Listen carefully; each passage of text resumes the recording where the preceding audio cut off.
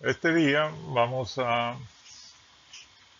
completar lo que cubrimos en la medicina 1, que fue básicamente tratamiento de las infecciones oportunistas, para concentrarnos en lo que es la terapia antirretroviral. Soy el doctor Cedillos y los objetivos de esta presentación son revisar la historia natural, las recomendaciones actuales y discutir los regímenes principales de tratamiento antirretroviral en El Salvador. Hace ya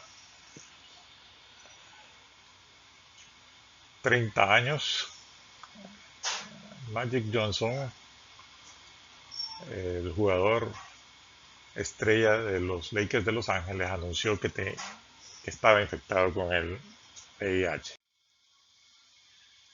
Magic Johnson era un jugador profesional de básquetbol que estaba casado, y eso causó una gran conmoción a nivel mundial porque era una persona muy famosa y conocida. Lo cierto es que al año siguiente Magic Johnson regresó a jugar con su equipo, y en ese año también logró ganar la medalla de oro con el equipo olímpico de los Estados Unidos en los Juegos de Barcelona. No es el único atleta que ha ganado una medalla de oro, también está el clavadista Greg Louganis, que es otro ejemplo de personas con el virus que han ganado medallas de oro en los Juegos Olímpicos. Y muchas personas piensan que Magic Johnson lo logró porque era millonario y podía pagarse tratamiento. Pero en esa época no existía tratamiento antirretroviral efectivo, ni siquiera para Magic Johnson. Fue hasta 1996 que se desarrolló la terapia antirretroviral altamente efectiva, que todavía se le conoce como triple terapia o cóctel de medicamentos, porque se utiliza una combinación de 3 medicamentos que en esa época el primer régimen aprobado consistía de lo que ven en la diapositiva: 14 tabletas y cápsulas diarias. Pero vamos a ver a continuación cómo esos tratamientos han evolucionado en el mundo y en El Salvador. La razón por la cual Magic Johnson pudo regresar a jugar básquetbol profesional es que él estaba afortunadamente asintomático, porque debemos de recordar que el periodo de tiempo que pasa desde que se adquiere la infección hasta que aparecen los síntomas es uno de los más largos que existe para una enfermedad infecciosa. Y la duración de este periodo tiene una mediana de 10 años para que aparezcan los síntomas más frecuentes, que en El Salvador son la diarrea crónica, la pérdida de peso significativa y la fiebre prolongada. No hay que confundir ese periodo con el periodo de ventana, que es el tiempo que pasa desde la infección hasta que una prueba de detección de anticuerpos se vuelve positiva, que en general para pruebas convencionales dura de 6 semanas hasta 6 meses. Pero prácticamente todos los infectados logran averiguar si están infectados o no antes de los 3 meses.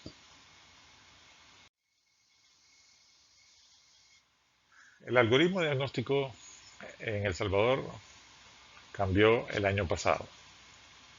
En la actualidad, la prueba inicial que se utiliza en pacientes es una prueba rápida, porque se, se lee el resultado en 15 minutos, que se han desarrollado precisamente para darle a las personas el diagnóstico el mismo día. Cosa que con el algoritmo actual, que está vigente, como lo decía, desde el año pasado, eh, utilizando pruebas rápidas, esto se consigue.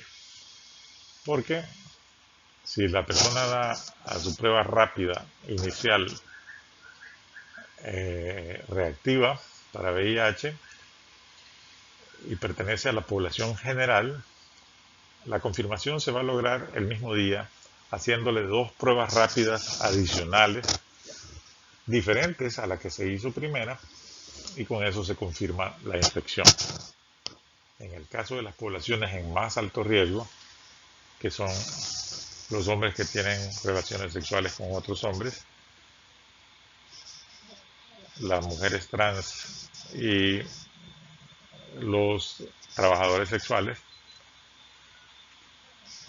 que son grupos que tienen prevalencias más altas, es suficiente con, después de la prueba inicial reactiva de tamizaje, hacer una prueba rápida diferente a esa primera que se hizo, y si las dos están positivas, la infección se da por confirmada.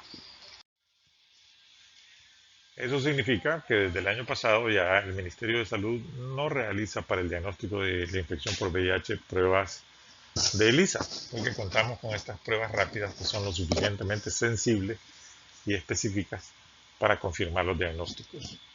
Y por supuesto, Western Blot, el país tiene más de 15 años de no realizarlas, porque con las pruebas actuales ya no es necesario hacer una prueba de Western Blot para confirmar el diagnóstico de infección por VIH. En los donantes es diferente. La prueba inicial de tamizaje para los donantes es un ELISA para VIH de 4ª generación. En los donantes no se hace ningún tipo de prueba rápida, porque el objetivo no es diagnosticar a las personas, sino proteger la sangre para realizar transfusiones seguras. Y en estos casos, cuando la ELISA para VIH de 4ª generación es reactivo, se logra reducir el periodo de ventana, ¿no? Que para un ELISA de 4ª generación no tarda 6 semanas en volverse positivo, si no lo hace en aproximadamente 2 semanas. Y eso permite, obviamente, reducir la duración del periodo de ventana y con eso asegurar transfusiones más seguras.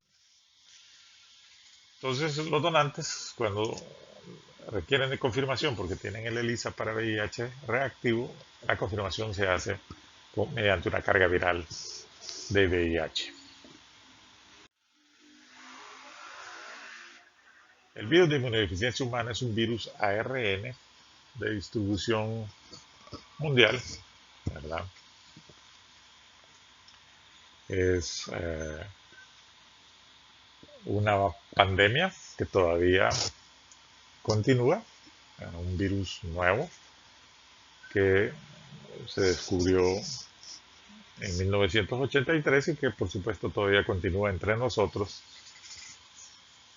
de forma parecida como va a suceder lamentablemente con el actual nuevo coronavirus,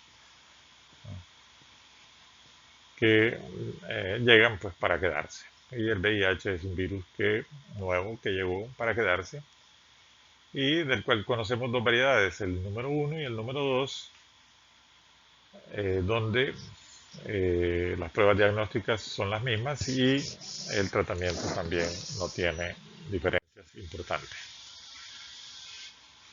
Porque en la patogénesis del VIH hay que entender que el virus es incapaz de reproducirse por sí mismo. Necesita utilizar otras células humanas para reproducirse que expresan en su superficie receptores, precisamente llamados CD4, por excelencia los linfocitos T CD4, pero también todas estas células también tienen esa capacidad, que son células que le permiten al virus reproducirse, pero que en el proceso de reproducción induce la muerte celular de las mismas. Y aquí vemos de manera sintética el ciclo de vida del VIH. Desde la unión, vemos esas partículas verdes, cómo se unen a el linfocito T CD4, no introducen su material genético, que es ARN, al citoplasma del linfocito T CD4. Luego, mediante la enzima transcriptasa reversa, se cambia el ARN a ADN, que es un paso necesario e indispensable para poder utilizar la fábrica de la célula, que está expresada en ADN, para producir las nuevas partículas virales.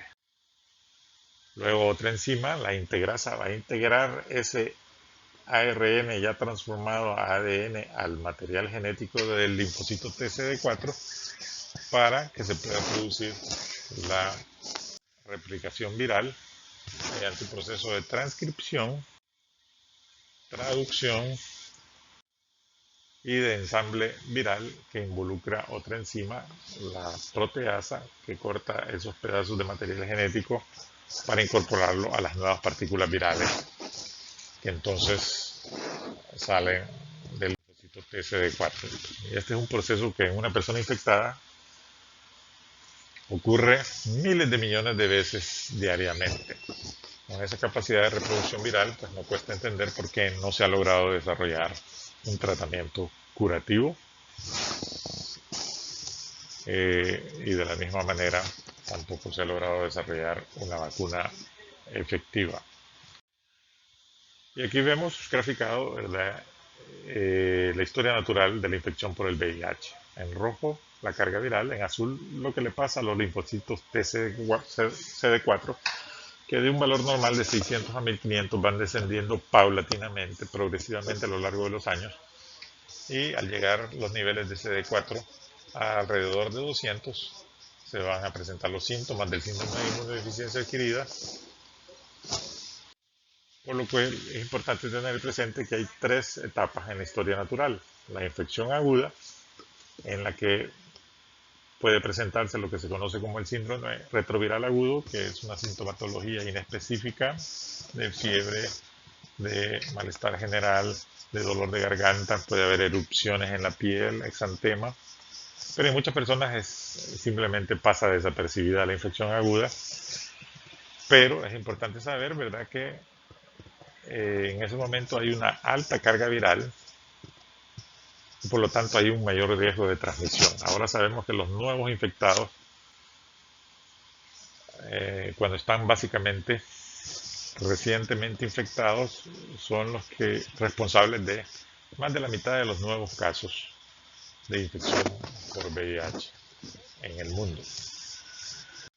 Luego la persona pasa al periodo más largo de la historia natural, que es la infección crónica asintomática, que dura de 6 a 10 años, en donde es menor la carga viral, pero persiste. Los CD4 están declinando un promedio de 50 células al año, y donde la persona ya sin ningún síntoma, ¿verdad?, representa un importante riesgo de transmisión comunitaria porque está completamente asintomático, infectado y pudiéndolo transmitir. Para finalmente llegar a la etapa más avanzada de la infección por VIH, que es el SIDA, en donde aún sin tratamiento la persona puede vivir de 6 meses a 2 años, experimentando obviamente los síntomas constitucionales de fiebre, pérdida de peso, los que correspondan a las infecciones oportunistas que cubrimos en la medicina 1, y donde la persona ya postrada representa un riesgo menor de transmisión comunitaria. Aquí podemos ver la espiral descendente desde la infección hasta la muerte en las personas que no reciben tratamiento. Esto es importante que el médico lo conozca, que no confunda los periodos de incubación y periodo de ventana, que tienen implicaciones diferentes y duraciones diferentes. Y al paciente pues se les puede explicar de manera sencilla como esta, ¿verdad?, de que el SIDA es la etapa más avanzada de la infección por el VIH, a la que todos van a llegar sin tratamiento, y que se puede comparar con un tren cuesta abajo, porque con el virus y sin tratamiento nadie va para días mejores, y rumbo a un puente roto, porque con el virus y sin tratamiento esta infección es invariablemente fatal, y donde la velocidad de ese tren cuesta abajo lo va a dar la carga viral, y los frenos para ese tren, por así decirlo, ¿verdad?, que es el conteo del linfocito CD4, por la carga viral se van a ir desgastando, por así decirlo, y el tren va a ir adquiriendo velocidad rumbo al puente roto a medida que pasan los años de la infección. Pero ese tren no solo podemos detenerlo, sino podemos hacer que retroceda cuesta arriba gracias a la terapia antirretroviral que a El Salvador llegó en el año 2000 y fue precisamente el Hospital Rosales el que desde entonces ha iniciado más de 3.000 pacientes en terapia antirretroviral. En ese año éramos el único hospital en dar terapia antirretroviral en el país, pero gracias a un programa de rotación y de pasantías de médicos de la República hemos podido descentralizar la terapia antirretroviral al interior del país de manera progresiva en el 2005 y luego desde el 2012, como pueden ver, ¿verdad? Hay terapia antirretroviral en todas las cabeceras departamentales y en todos los hospitales de la región metropolitana de San Salvador. Con los mismos medicamentos que han ido evolucionando, ¿verdad? Desde el año 2000 a regímenes más sencillos, con menos efectos adversos. Ya en el 2003, ¿verdad? En, se introdujo la primera tableta combinada a dosis fija con los 3 medicamentos, que representó obviamente una gran facilidad para los pacientes. Y el año pasado se adoptó una nueva tableta única de 3 medicamentos combinados a dosis fija, que es el régimen que toma el 95% de los pacientes en El Salvador. ¿Cuál es el objetivo de la terapia antirretroviral? Mejorar la calidad de vida, reducir la morbimortalidad, cosa que se logra suprimiendo al máximo y sostenidamente la carga viral, lo cual permite al organismo restaurar y preservar la función inmune. Pero otro valor agregado es que al disminuir la carga viral podemos prevenir la transmisión del VIH, que es el principal factor involucrado en la transmisión. A mayor carga viral, mayor facilidad de transmisión. A menor carga viral, más difícil se vuelve la transmisión. Y aquí podemos ver, ¿verdad?, los objetivos específicos, que es disminuir la carga viral por debajo del límite de detección, que en la actualidad, ¿verdad?, los equipos con los que contamos en El Salvador detectan hasta 40 copias. Es lo que se llama indetectable, no porque el virus no esté ahí, sino porque los aparatos no pueden contar menos de 40 copias, lo cual significa que la persona tiene de 1 a 39 copias por mililitro, pero eso es suficiente para que no haya transmisión. Y de ahí pues el lema que se ha acuñado de indetectable, intransmisible. Entonces, la terapia antirretroviral no es que aumenta los linfocitos TCD4. Eso el organismo lo tiene que hacer una vez le quitamos el peso de la carga viral, y hay que recordar que lo hace paulatinamente, no de manera instantánea. Pero en el lapso de unas cuantas meses y semanas, mucho antes de lograr la supresión virológica y el incremento de los linfocitos TCD4, el paciente ve la respuesta clínica, ¿verdad?, cómo disminuyen las infecciones oportunistas, aumentan de peso, ¿verdad?, en algo que ha sido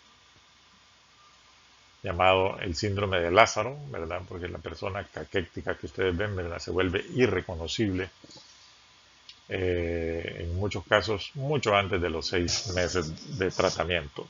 Así de efectiva es la terapia antirretroviral. ¿Cuándo iniciamos la terapia antirretroviral? Bueno, desde el 2015 apenas hacemos el diagnóstico. En la actualidad se recomienda que el tratamiento inicie dentro de los 7 días de confirmado el diagnóstico, y así está estipulado en El Salvador. No porque la restauración del sistema inmune va a ocurrir así de rápido, sino porque los estudios han demostrado que los pacientes que inician terapia antirretroviral rápidamente tienden a mantenerse adherentes al tratamiento, vinculados a la atención y por lo tanto saludables. ¿Con qué iniciamos la terapia antirretroviral? Esto ha evolucionado a lo largo de los años, porque aunque existen en el mundo, ¿verdad?, más de 25 medicamentos de estas clases para el tratamiento de la infección por VIH, incluyendo, ¿verdad?, los más recientes, como son los inhibidores posunión y los inhibidores de unión. La mayor parte de los países construyen sus regímenes de tratamiento con los tres grupos de la izquierda: los inhibidores de la transcriptasa reversa análogos de los nucleósidos, los inhibidores de la transcriptasa reversa no análogos de los nucleósidos, los inhibidores de proteasa y los inhibidores de integrasa. Porque si lo comparamos con la construcción de un triciclo, ¿verdad?, un régimen de terapia antirretroviral efectivo se construye con una columna vertebral de dos nucleósidos que le permiten al triciclo sostenerse y una rueda delantera que le permite avanzar, que le da la potencia, que pueden ser o un inhibidor de la transcriptasa reversa no nucleósido, o un inhibidor de la proteasa, o un inhibidor de la integrasa. Entonces, vemos aquí en azul los medicamentos que están disponibles en El Salvador, que no son todos, obviamente por razones de costo, pero son suficientes para construir regímenes de tratamiento efectivos. Y conozcamos entonces cuáles son los medicamentos que están en uso en El Salvador, empezando por los nucleósidos. Esa columna vertebral que debe de tener el triciclo de la terapia antirretroviral. Vemos en primer lugar el tenofovir, ¿verdad?, que en realidad no es un nucleósido, es un nucleótido, pero se agrupa en ese conjunto que tiene los efectos adversos posibles que ven en la diapositiva. Luego tenemos el 3-TC, otro nucleósido que es el mejor tolerado de todos. Rara vez sospechamos de él cuando el paciente experimenta efectos adversos. Luego tenemos la emtricitabina, que es prácticamente equivalente al 3-TC. Entonces, si son prácticamente idénticos, no tiene sentido combinar estos dos medicamentos. Y tenemos las formas combinadas a dosis fija de dos nucleósidos, como esta. Existe también esta otra combinación de dos nucleósidos combinados a dosis fija. Y tenemos nucleósidos alternativos como la acidobudina, el primer medicamento que se desarrolló para el tratamiento de la infección por VIH, que lamentablemente, ¿verdad?, puede producir en 2% de los pacientes que lo reciben anemia, razón por la cual, ¿verdad?, ahora se sigue utilizando, pero no de manera preferencial. Y como pueden ver, hay un efecto adverso raro, pero potencialmente mortal, de todo el grupo de los nucleósidos, que es la acidosis láctica, que se maneja suspendiendo los nucleósidos y utilizando en el futuro nucleósidos diferentes a los que se usaron cuando el paciente desarrolló la acidosis láctica. Tenemos este combinado dosis fija de dos nucleósidos también.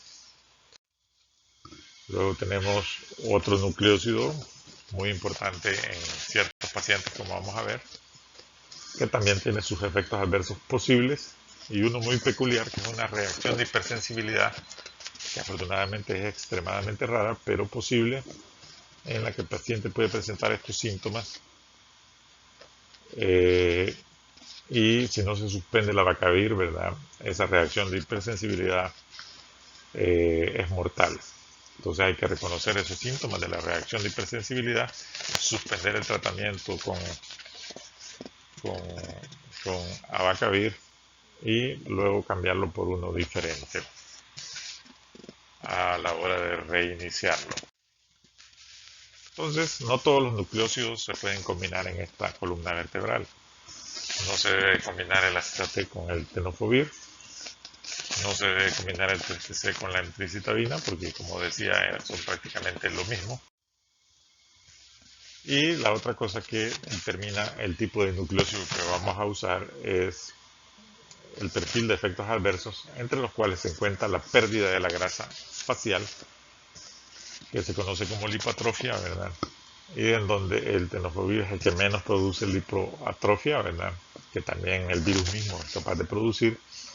y es por eso que el tenofovir es parte del régimen preferido, y otros medicamentos como el D4T y el DDI que se usaron en El Salvador se han paulatinamente descontinuado porque tenemos opciones menos tóxicas con menos efectos adversos en la actualidad.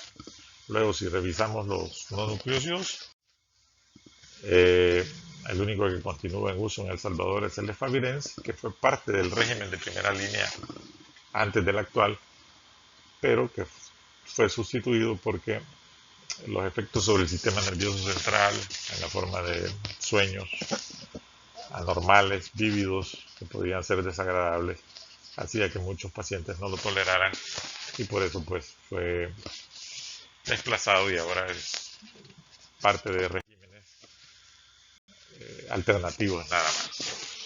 Luego tenemos los inhibidores de proteasa, donde el principal en uso en El Salvador es la combinación a dosis fija de lopinavir-ritonavir, que también tiene sus efectos adversos. El atazanavir, otro inhibidor de proteasa, al que hay que acompañarlo de ritonavir, que es un potenciador de la acción del atazanavir o del lopinavir, que existe pues combinado o de forma separada, pero hay que recordar que los inhibidores de proteasa también tienen efectos sobre la acumulación de la grasa de manera normal, ¿verdad? En el cuello, en la cintura, ¿verdad? Está lo que se ha denominado la panza de proteasa. Y es por eso que algunos inhibidores de proteasa se han ido descontinuando de uso, aunque siguen siendo opciones de tratamiento, pero se prefiere obviamente los que producen con menos frecuencia estos efectos adversos, como pueden ser el darunavir, el atazanavir, el lopinavir, ritonavir. Luego tenemos este grupo que es más reciente en uso en El Salvador, que es los inhibidores de integrasa, donde el dolutegravir es el principal y parte del régimen preferido de primera línea por la mejor tolerabilidad. Y entonces en el régimen de primera línea salvadoreño, ¿verdad?, utilizamos como columna vertebral dos nucleósidos de las columnas que ustedes ven en las llantas de atrás, y lo asociamos a un inhibidor de integrasa que es el dolutegravir para construir el régimen preferido de primera línea en uso en El Salvador desde julio del año pasado. Pero existen las otras opciones alternativas, como ya mencioné, siempre con dos nucleósidos y un no nucleósido, o con dos nucleósidos diferentes y el dolutegravir.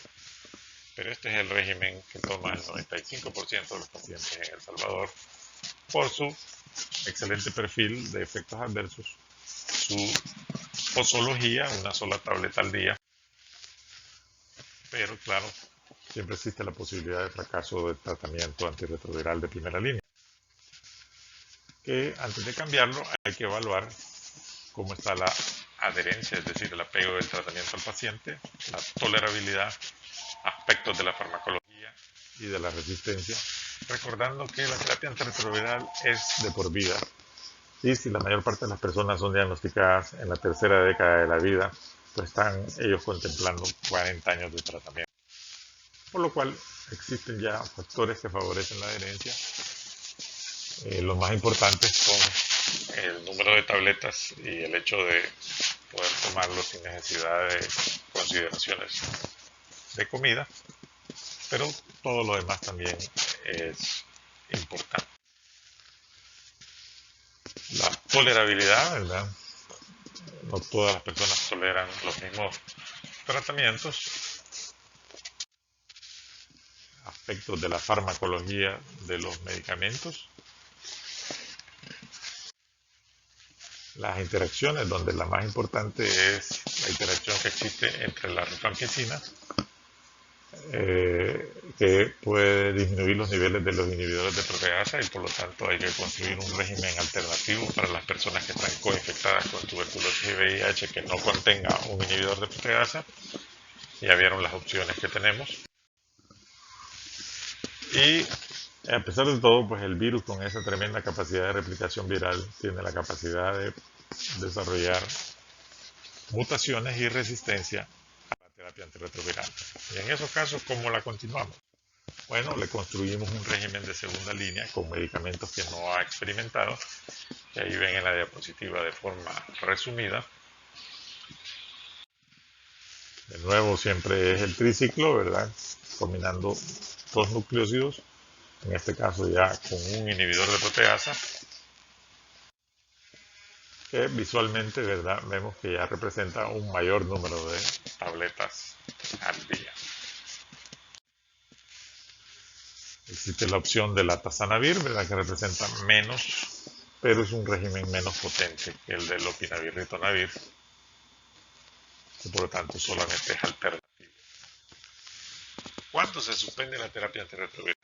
Bueno, cuando se experimentan los efectos adversos de manera importante o cuando hay interacciones medicamentosas con otros tratamientos que pueda necesitar el paciente. ¿Cuándo se cambia la terapia antirretroviral? Bueno, hay efectos adversos y están, por así decirlo, los incuestionables que pueden presentar los pacientes a la izquierda, porque en el caso de los cuestionables podemos simplemente darle tratamiento sintomático a la cefalea, a los mareos, a la diarrea y mantener al paciente con el régimen de terapia antirretroviral, porque como pudieron ver antes no hay opciones ilimitadas de tratamiento. En el caso del régimen de primera línea es importante recordar que si el paciente tiene tuberculosis hay que añadirle una tableta adicional de dolutegravir a ese régimen por, de nuevo, el efecto inductor del metabolismo hepático que hace la rifampicina. Hay pacientes también con insuficiencia renal, en ese caso este es el régimen preferido de abacavir, 3-TC y dolutegravir, pero hay que recordar de que hay que modificar la dosis del 3-TC por la falla renal y el paciente solo va a ingerir una tableta al día en vez de dos cuando se trata de un paciente con la insuficiencia renal. Continuamente se están desarrollando nuevos medicamentos. Ya en el 2018 se aprobó el primer tratamiento con anticuerpos monoclonales, un medicamento de administración endovenosa que todavía tiene que ser acompañado de otros antirretrovirales. Pero más recientemente, por ejemplo, ya se han desarrollado regímenes de dos medicamentos y este es el primer régimen de tratamiento no oral, sino intramuscular de liberación prolongada, que solo requiere pues la inyección una vez al mes para cierto tipo de pacientes. Son avances que es importante conocer y pueden esperarse avances en esta dirección, todo en función de mejorar el apego al tratamiento, porque como decíamos, 40 años de tomar tabletas pues es bastante tiempo para cualquier persona. Finalmente, vamos a hablar de la exposición ocupacional al VIH, ¿verdad? Ciertamente los trabajadores de salud podemos exponernos a sangre con el virus, pero debemos de recordar que el riesgo de infección es bajo y lo podemos bajar todavía más utilizando protocolos de profilaxis post-exposición, que el Hospital Rosario fue el primero en adoptar uno en 1998 y que en la actualidad, ¿verdad?, el Ministerio de Salud utiliza para las exposiciones de bajo riesgo y de alto riesgo estos regímenes de profilaxis. Estos no son tratamientos, sino profilaxis, y por tanto por un tiempo limitado de 28 días para impedir la transmisión. Pero la exposición también puede ser sexual, en algunos casos voluntaria, ¿verdad? Todos conocemos el célebre caso del actor, que quizás en su vida privada se parecía mucho a su personaje, que adquirió el virus por no utilizar condón, ¿verdad? Y obviamente pudo arriesgar a sus parejas a infectarse. Hay que reconocer que, sobre todo en un país como el nuestro, la exposición sexual no necesariamente es voluntaria, y también está contemplado un régimen de profilaxis post-exposición para estos casos, como lo demuestra la diapositiva en la pantalla. De nuevo, es una profilaxis, no es un tratamiento, el tratamiento es de por vida. Y desde el 2015, desde hace 6 años, la Organización Mundial de la Salud recomienda un régimen de profilaxis preexposición como una opción adicional preventiva al condón, y que consiste, ¿verdad?, para las personas en tomar tenofovir solo o con otro nucleócido como la lamivudina o la emtricitabina, y que se recomienda para aquellas personas cuya pareja tiene VIH y con la cual no usan consistentemente el condón, y mediante la PrEP se puede prevenir la transmisión. También se recomienda para grupos donde no usan consistentemente el condón, como los trabajadores de sexo, los hombres que tienen sexo con hombres y los usuarios de drogas inyectables. Pues Magic Johnson ya no juega básquetbol, pero sigue casado con la misma mujer de hace 30 años, ¿verdad? Y que no tiene el virus. Otra prueba de que se puede llevar una vida normal, conyugal inclusive, sin infectar a la pareja si la persona se pone en tratamiento.